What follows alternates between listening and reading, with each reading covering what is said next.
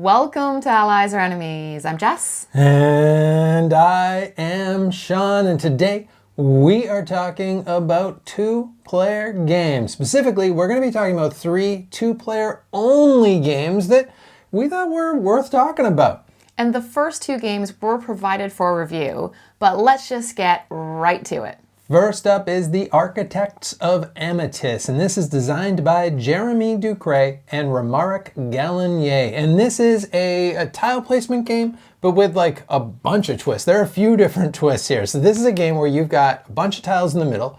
They're in 9 piles of 5. And then you've got a blank board to put those tiles. You've also got a bunch of workers that you're going to put out onto that board to take tiles and add them to your board. But the first twist is that you're kind of playing tic-tac-toe in the middle. So as you put out your workers and you take those tiles, if ever you make a line of 3, you get to add a token to one of the end game scoring conditions. Only one can go on each of those. Also, those buildings you're taking score immediately based on all different scoring conditions for each one. I think there's 6 different buildings and they all have 2 different scoring conditions you can choose from.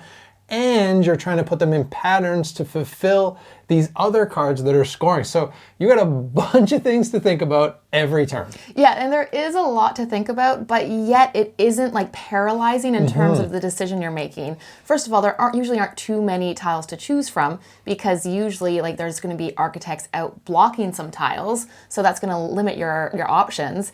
And you're usually making a decision of, well, I want to stop Sean from putting out his third person to be able to get a scoring tile, or, well, I really, really want that tile, so I'm just going to let Sean take the third person and then get that other tile. It really is that, do I want to stop them? Because you've all played tic-tac-toe. You're always close to winning at tic-tac-toe. So is it worth it to stop them from getting that point? Or do I want to set myself up? And often, actually, you can also just let them get their line because you're also going to be able to get your line after they've filled their line. So usually you're like, okay, fine, you get yours, I get mine, that's fine. But sometimes you do want to stop them, especially earlier in the game. But yeah, you're right. It's not so much for each decision, but it is like it's a nice amount of choice about that. Am I going towards those cards to make my shape? Am I just focusing on one of those immediate score conditions? Am I going for those end game points? Because it's kind of those 3 levels of points. Yeah, and I think like the first time I played this, I focused more on doing the shapes because that seemed really valuable. But then especially if you use like the B side of the buildings, the immediate points can really add up. So if you're getting like 8 points from an immediate putting a building down, that's often just as valuable as doing the shape cards. So there are a lot of different routes you can go. Yeah, there was one little point in the last game where I think you were able to do there's one that scores for the 4 corners for the walls. And once you've set that up, if there's a few walls available, you're getting 8 points every single time you put one of those down.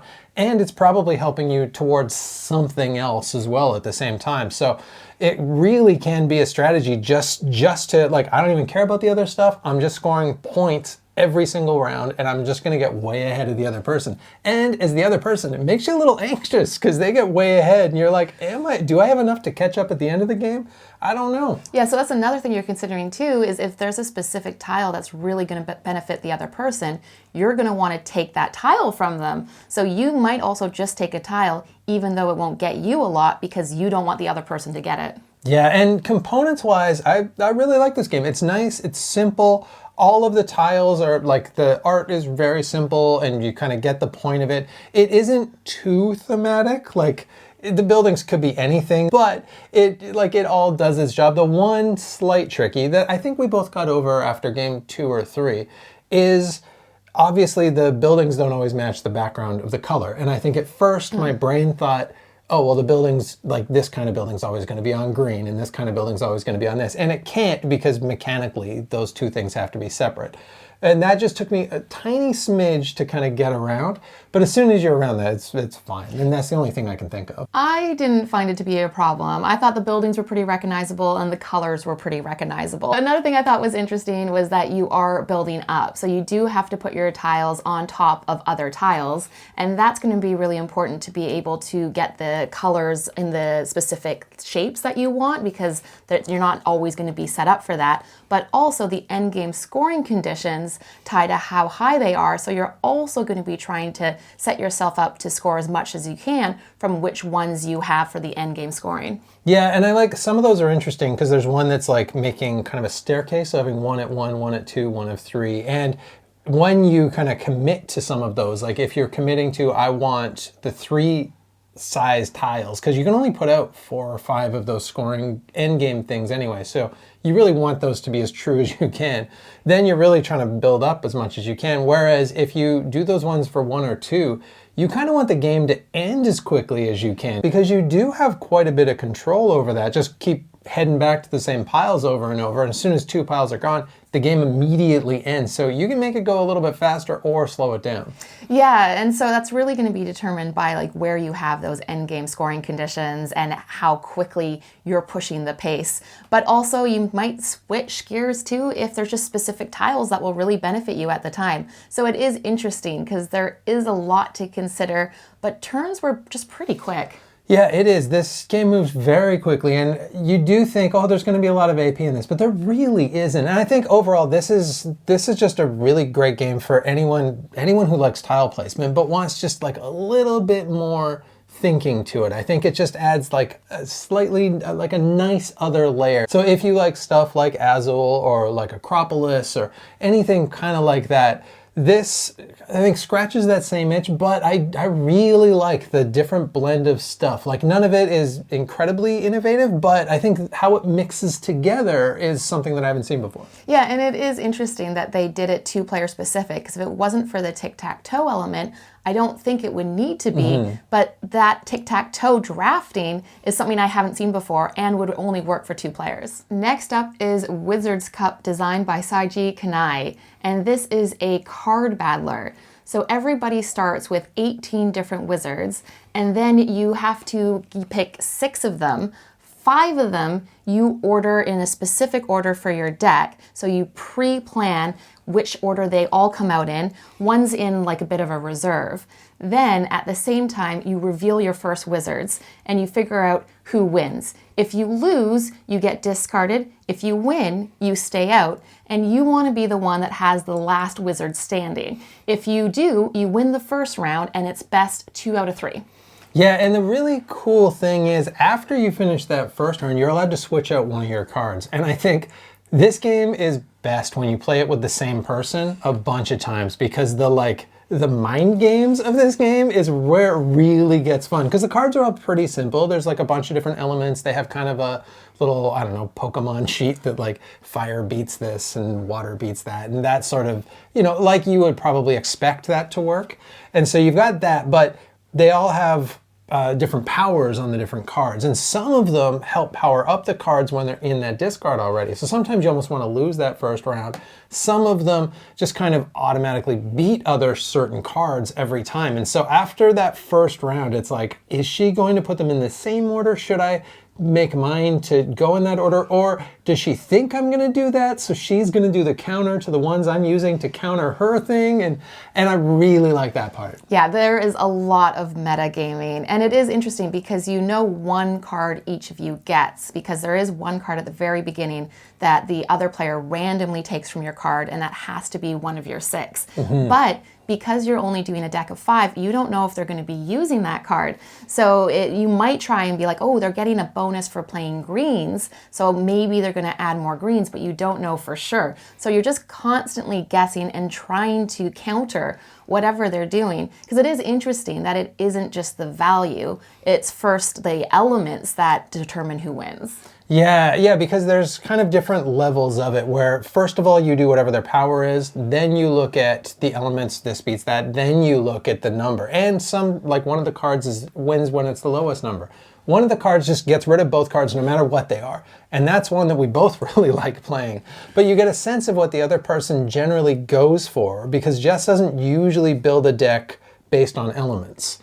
And so I've got a sense of, now I shouldn't have said that, now it's ruined everything. But I've got a sense of, if I play things against diamonds, I've got a decent chance, where she thinks he's gonna go for high cards, so I'm gonna like just get rid of them, and I go for more elements. And so like we know that, so now next time we play, she's probably going to do something else entirely, or maybe she's going to do the same thing because she thinks I'm going to do something else entirely. And I do really like the thinking in that, but I think also just the first time you play this, like you can get to that point so fast because each game's like, what, 5 minutes long? Like it's best 2 out of 3 rounds. And it just plays so fast. Yeah, I know, it does play really fast. And it is true. It is interesting to play the second round knowing the cards and then thinking about the order, being like, oh, I bet Sean won't put them in the same order, so he'll probably mix it up. But he might think that I'll think that, so then he will keep it in the same order. And that metagame is super interesting.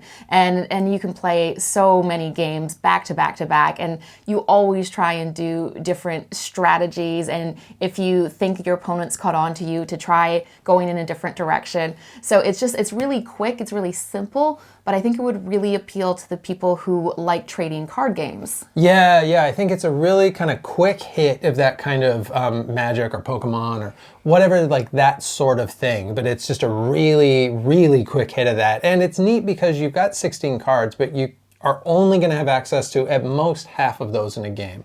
Because you start with that 6 and you can only switch out that 1 each time, and you're stuck with those other 5. So you can't wildly change your strategy. You can just slightly shift things each time, but there's going to be at least half of that deck that you never touch. Yeah, I think it might even be 18 cards. So that's even a smaller portion of your deck that you're using.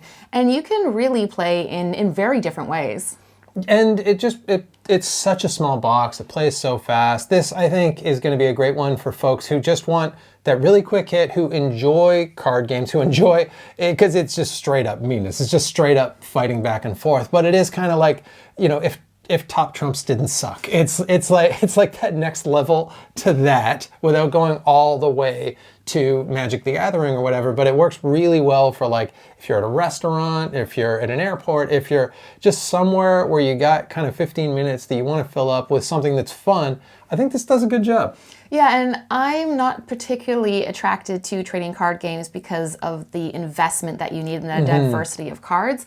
I like that there's only 18, so I know exactly like what cards you have to choose from, and that's something that I appreciate. So the last one that we are talking about is the biggest one, and that is Flatiron. And this is designed by Shay S. and Isra C., who you might know from White Castle and a whole bunch of other generally pretty solid games. And this is easily the biggest of the 3 that we're talking about. This is a worker placement-y engine building game, and it's based around the building of the Flatiron building in New York, which is a building that I really like, and I really like that kind of architecture. And so in this game, you've got 4 different streets that you're going to, and then you've got a board where you can place cards. When you go to those streets, you can either buy the card and add it to its column, or whatever street you went to, you can activate all of your symbols and cards that you have in that column already, or you can just take $2 because you didn't organize your money very well. And so you're doing that, and the purpose of it is you're buying these pillars is a big part of it. You're putting those pillars out into the sections into each floor, and then you're building up those floors on top of the pillars. And so a lot of the game is the buying and selling of these pillars, getting those bonuses, and then trying to time it so that your opponent can't build that next floor because that is worth big points. Yeah, and it's really an engine building game and trying to build the most efficient engine. And for the first half, you're spending a lot of the time where possible buying those cards so that later on it pays off and you're able to get stronger actions when you visit the streets. And what's really interesting is you have different actions assigned to different streets between the two of you. And so you want to keep an eye on your opponent for what they have available for what they can do, because that's not going to match like how you have your streets laid out. Yeah, you have, so like her 22nd Street is the one that puts the next floor on, whereas it's my Broadway or whatever it might be. So we're not always aiming for the same thing, but we kind of want to block them off because only one person can be on each street. So if you know the one that they need for their next action, you can just go there and get in their way, and hopefully that helps you out. So there is definitely a lot of that back and forth and reading what the other person's doing. Also on the B side of the street boards, they all have at least one special action, and those can make quite a big difference. Yeah, it definitely can, because I had one where you could activate like any cards that are in the town square. You had one where you could buy decrees. So the B side mixes it up just a little bit more, but certainly makes it feel different depending on what board you have. But there is a lot to consider, and the key thing is what street you're going to visit, because it's what card you want to buy, what actions you want to take, what street you might want to block your opponent from, and also what turn you might want to do next as well, because you can't visit the same street twice. So you also want to be trying to set yourself up, because you know you'll always be able to go where your opponent currently is next time. Yeah, so that is definitely something that you can plan for. And a big part of the end game points as well are those decree cards that you briefly mentioned. And so there's only 6 of those at the start of the game, and each player can only take 4 of those. And those are all end game scoring, and those are all pretty big points as well, because the points are, you get them in a lot of different ways. So you're going to get them throughout the whole game, largely through building those pillars and putting the things on top. But you can also sometimes build little mini engine things that are kind of nickel and diming you points all the time, and those can really add up. That's how I won our last game. Is I had a street that just gave me 1 point every time based on the number of floors, 1 point every time if it had this colored pillar. And so that was giving me kind of like 3 points every time I went there, which isn't a lot, but it really added up by the end of the game. So I like that there are different paths to victory where you can focus on those end game goals. You can focus on just those cards, or you can kind of just really go for those pillars and those points. And the pillars are different as well with those different floors. And also, each floor has a different ongoing bonus. So every time a new floor comes out, there's going to be some extra bonus you get for that round as well. And it's interesting because this is a bit of a heavier 2-player game, and there aren't a lot of those out there. Yeah, it's not like heavy, but there aren't a lot of like big kind of gamey games that are so 2-player specific. There's like Fields of Arle, there's like Ironwood, there are a few, but generally when I think 2-player specific games, it's mostly kind of abstracts or just quick card games. And so I do like having these, larger boxes. This isn't a huge box, but like slightly larger box 2-player games that have so much going on and so much thinking and are just built for that player count. I think that's really cool. And speaking of the box, the stuff inside is pretty nice. I really like the big, chunky, colorful pillars. I really like the individual sculpts for the 2 different architects. And I think the graphic design is like pretty clear because there is a lot going on. Yeah, I think they've done a really good job of kind of capturing that Art Deco theme that they're going for. All of the player boards have these different little Art Deco logos. I think the building just looks cool. I like when things are kind of 3D, but it's 3D but doesn't get in the way. Like there's no way you're going to knock this over because those pillars are real chunky. So it is a very, very sturdy building. There is perhaps a little bit of a lack of art on the cards, but I think the white background on the cards just makes it really easy when you put it in those rows. You don't want those to be too busy, and I think they do a good job with that. But generally, like this feels like if I just glanced at this, I would think, oh, that's meant to be Art Deco New York.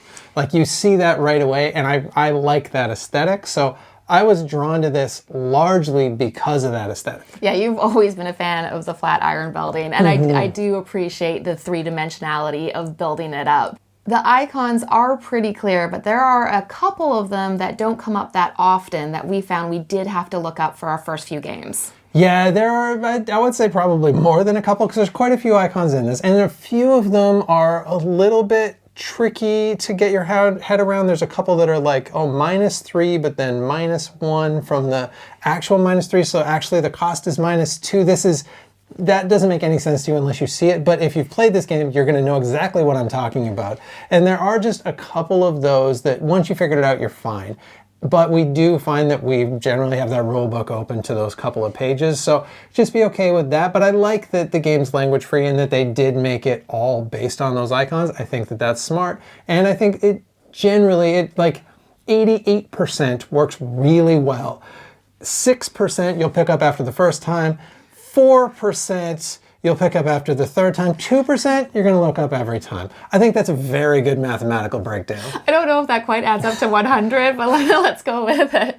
I think the type of audience for this game are people who like worker placements, who like engine building games. It is a 2-player game, but it isn't like destructive. When you go to somewhere, you're not getting rid of something somebody else has. Instead, you're trying to be strategic and like block them or stop them from doing something, but it's not mean. But you will get in each other's way a lot. You will build the pillar the other person wants to build before they can build it, and then they're kind of stuck with a pillar they don't know what to use. There is going to be a lot of indirect interaction. So there's definitely interaction. You're definitely going to know that you're playing against someone. This is also a little bit of a heavier game. So it's around the same weight, I would say, as White Castle. And so if you like White Castle, but you want something where you're going to do, a lot more actions, you're going to be able to build up a little bit more. And this is not a knock on White Castle. I absolutely adore that game, but this gives a little bit of a different feeling. But if you liked that weight, you were comfortable with that, I think this is probably going to be a nice fit. And if you like the theming, the aesthetic, if you like the idea of building up something 3D, this does a really cool job. For us, I think this is going to give Fields of Arle a bit of a run for its money as the game we go to for a 2-player, heavier game that involves a little bit of engine building and worker placement because it's got a decent amount of meat on its bones. And that is it. That is 3 2-player specific games that have caught our eye and that we've been playing quite a bit recently. Are there any other 2-player specific games that you've really been enjoying? And just a note, Architects of Amytis and Wizards Cup were provided for review.